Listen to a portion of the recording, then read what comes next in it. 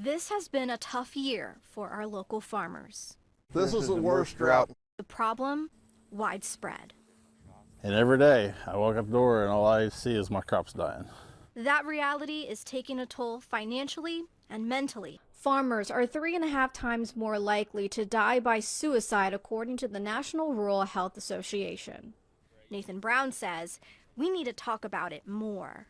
Stress and mental health, there's always been a stigma around it, and especially in farming, because we're fixers. You know, if we have a sick calf or a broken down machinery, we fix it. And so many times we don't want to talk about our feelings.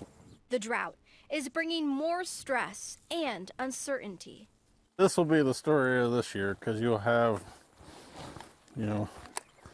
ear corn should look like that, but there's as many or more that look like that out there. So Farmers are having to adapt and manage their farm differently. and there's so many things that are out of our control that, no matter how hard you work, how many hours you put in a day, things still may not go the way that you expect or the way that you want them to.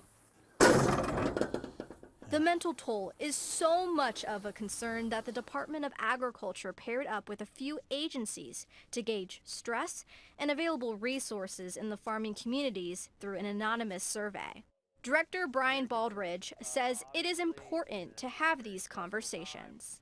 We want to tell farmers to kind of look out for their neighbors. Think about that person down the road.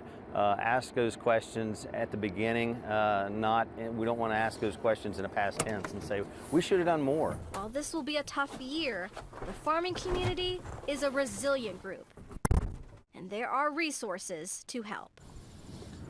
It's going to be a challenge, but we'll get through it. On your side, I'm Sarah Converse, ABC 6 News.